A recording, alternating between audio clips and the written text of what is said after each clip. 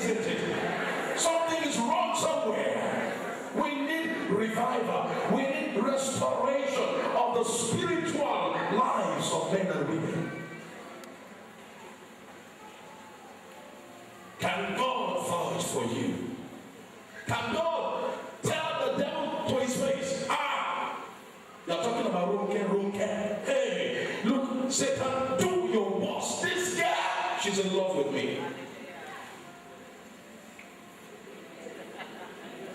Amen. I just use names as I'm led to use names. Praise the Lord. And God vouched for him. Well, the devil went ahead, took his business, destroyed all the sheep. How many sheep did he have? How many? Then how many camels? 3,000. And you see all the statistics there. The devil destroyed everything, took his family in one day. Now, go back to Job. Now, let's go to Job chapter 42 very quickly. Job chapter 42.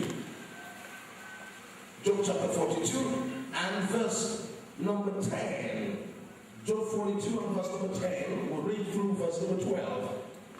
Are you there?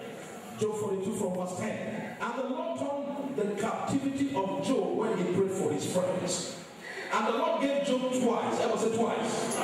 Twice as much as he had before. Ever say double?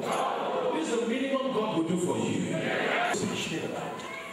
He wants to do it more than you desire. He wants to restore your life. Now, you may want to scream. Jeremiah 30 verse 17. God says, one of the areas of your life where I want to do restoration is your health. Can I hear amen? In Jeremiah chapter 30 and verse number 17, maybe we'll take it from verse 16 so it can be fuller. Jeremiah chapter number 30 and from verse number 16, the scripture declares here, it says, therefore all they that devour thee shall be devoured. And let that amen be resounding. Thank you. I prophesy, all they that devour you shall be devoured. In the mighty name of Jesus Christ. Now hear this.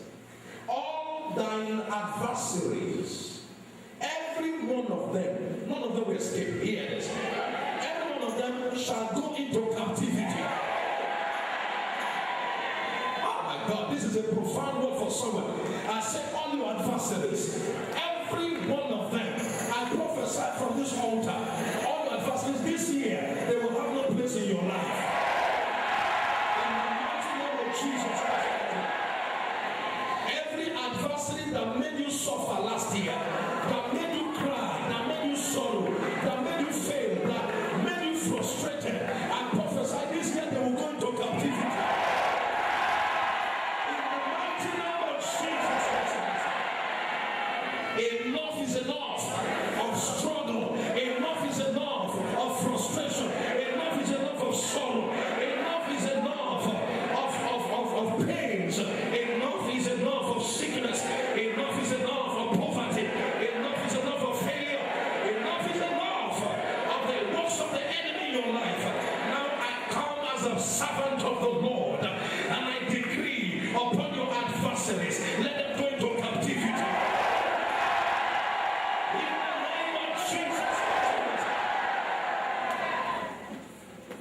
You may take your seats, please.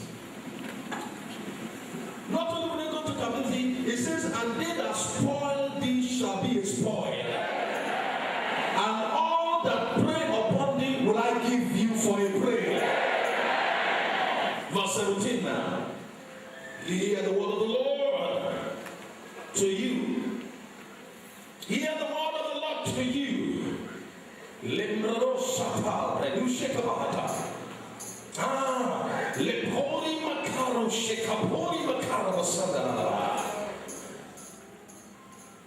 Oh my God. The Lord will have me speak to an individual here. Your name is Mr. Adisa. I do this once in every blue moon. Once in every blue moon when God gives me the word. The Lord says I should say to that Mr. Adisa, I will restore your health. For I will restore health unto thee. I will heal thee of all thy wounds, saith the Lord, because they call thee an outcast, saying, This is Zion. This is Zion, whom no man seeketh after. But thus saith the Lord God of hosts, I will restore your health. Lift your hands to the face and Father, restore my health. In the name of Jesus. And is it double-fold? Fourfold? Fivefold? Sevenfold? 20-fold? 60-fold? 100-fold? Restoration of my health. In the name of Jesus.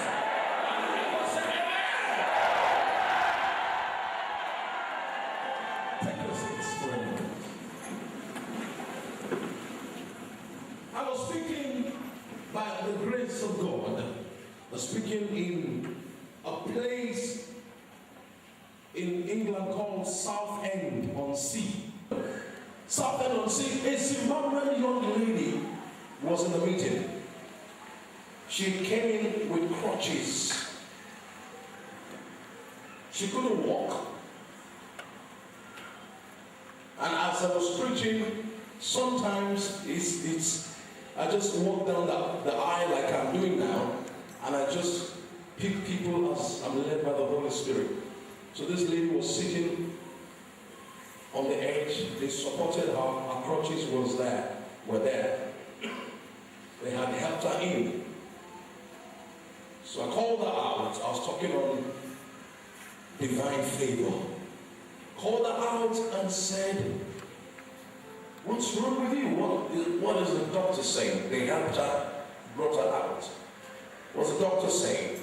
She broke into tears and said, 2007, I had 10 motor accidents in 1 year. When she told me, I said, this is witchcraft. I said, I didn't hear well. Madam, talk to me.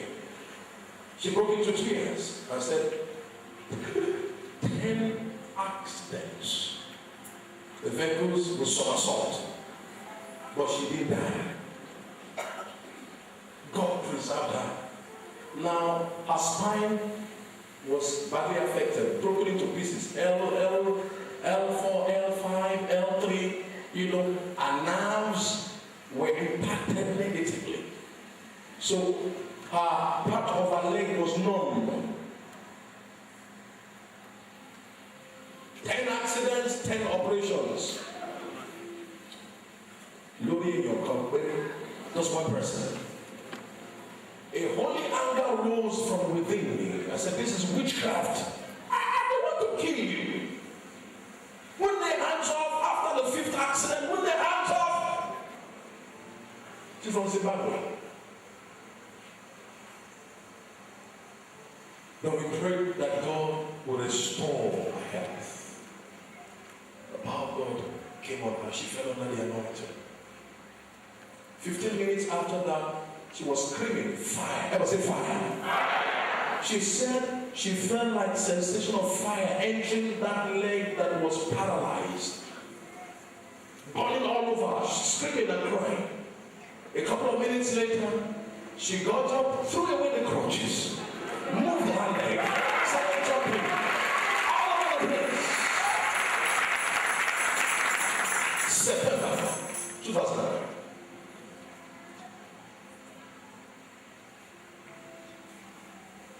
I was in Nairobi last month, December 9th to 13th. I was preaching in a church called the Eagle Christian Center in Nairobi, in a place called Ngongo Road. I'll give you all the details so you can check it out. A 65-year-old woman was in the meeting. I was preaching for 5 days. This was Wednesday evening to Sunday. I started on Wednesday evening. A 65-year-old woman was in the meeting. They brought her in, just like this case, this other case. They carried her in. She had an accident, a gastromotor accident, but just one accident anyway. The customer thought it was a write-off. This 5-year-old woman went through operation. They said her nerves had a problem. her spine was affected, so she could not walk. They confined her to a wheelchair. She came in crutches that Wednesday evening. And I was talking on the evil believer. I felt the anointing of God came down. The anointing for restoration of health. We called her out. They carried her, brought her out. We prayed with her. The power of God hit her. She went on the floor last month. She was there for almost half an hour. No, sorry, 20 minutes. Then she got up. They tried to give her her crutches. She threw them away and said she could walk.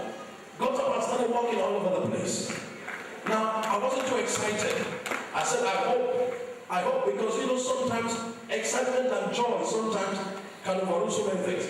So the next day, I saw her came in. We're doing offering. We're giving offering and people were coming out dancing. She came out dancing. The fourth day, by Sunday we took her testimony. We said, where are your crutches? She said she has thrown them away somewhere. That she's perfectly whole now. All the broken bones and pains and all the pains that disappeared, she will walk by the power of the Holy Spirit. Tonight, I pray the Lord will restore your health. Whatever doctors say is wrong with you. We prayed for a young lady. They said she has 1.5 lungs. She 1.5 lungs is gone. 1.5 lungs gone. They took me. We went to her house 3 times to pray. They showed me the NHS report from the doctors in Manchester. And we saw the report, and they said as chances of survival is 50-50. She was already preparing to die. The first lung packed up. The second lung was packing up. So they cut off something, they did some operation, removed something from her. So they said she's surviving by half lung. That even they think of putting artificial lungs. She said she doesn't want artificial lungs. Jesus can heal me. But she went for check, and doctors were not giving her good news. The news was always bad. And then she was beginning to give up. I cancelled every negative doctor's report over your life. In the mighty name of Jesus Christ. I pray that the miraculous hand of God will be manifested in your life. It will be manifested in your family, in your business, in your job, in the name of Jesus Christ. We went the third time. We prayed. Walked over the letters, the NHS letter, walked over them, trampled over them. A few weeks later, they gave a call and said they don't know what happened.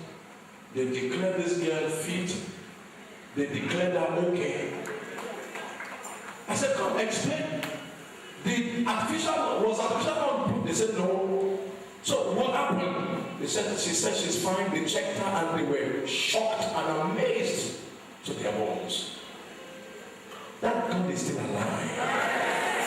The restorer of health. You are next. I don't like the way you are telling me it's enough. I should close, isn't it? I say you are next. Lift your hand. Say, Father, in the name of Jesus, restore my health. In Jesus' name. And everyone said, amen. And when God will restore your health, you'll be better than you ever were before. It doesn't matter how old you are. Come on, say amen, somebody. I preached in a church in 2007 in Nairobi, Kenya as well, same church. And a woman that was paralyzed, they said she had strokes or something, and then she was paralyzed. They brought her into the meeting and forgotten. I was preaching. And then we prayed for healing, and the power of God hit her.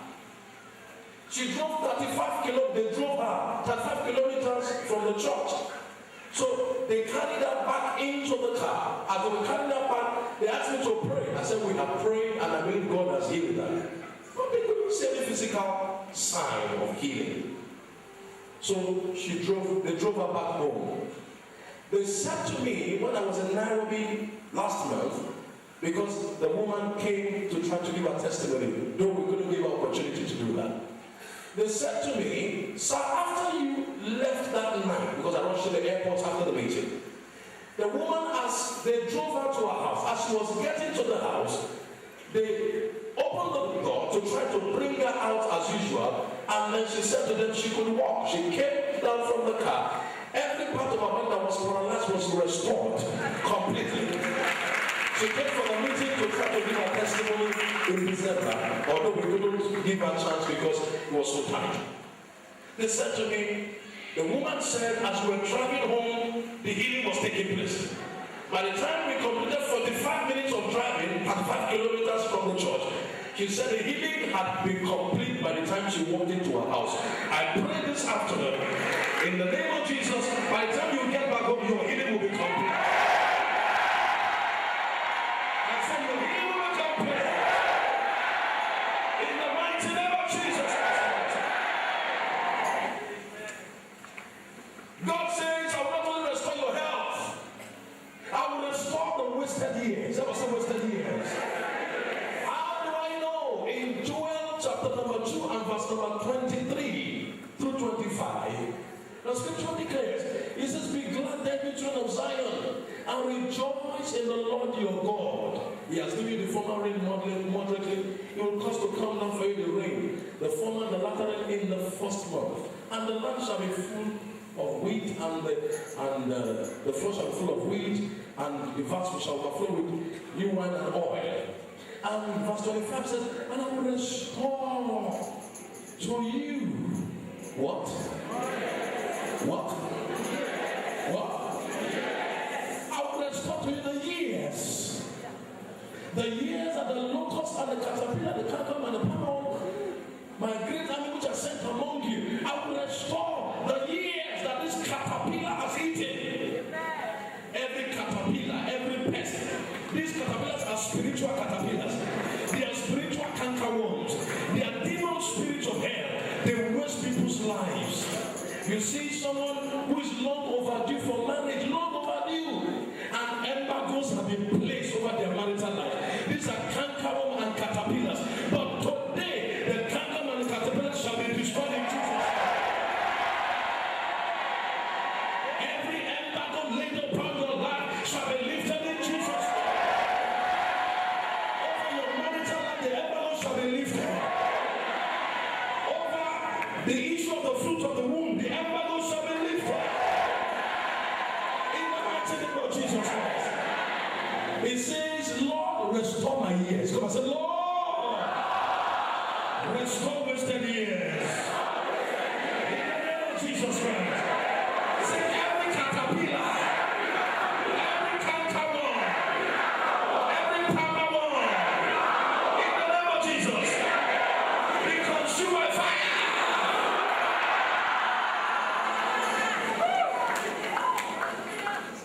I see them dying now. I see them dying now. Those caterpillars must die. Those cankerworms must die. Imagine, Pastor, imagine someone who should have gone 25 years ahead. Is 25 years behind?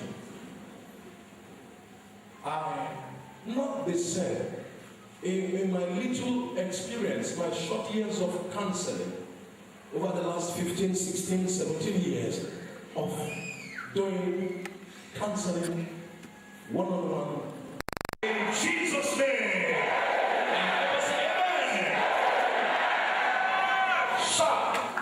I was invited by a close friend of mine, not even just a friend, an associate in ministry, not just an associate, a family friend. And then I came back from a preaching engagement in Italy and Belgium. And when I came back, he came for a program and I was telling him about things that happened. He smiled and then he said, when can you visit me? I said, visit you? It's tight a bit too because I have programs. I said, no, I want you to come tomorrow. How can you be dictating to me to come tomorrow? He said, you must come tomorrow.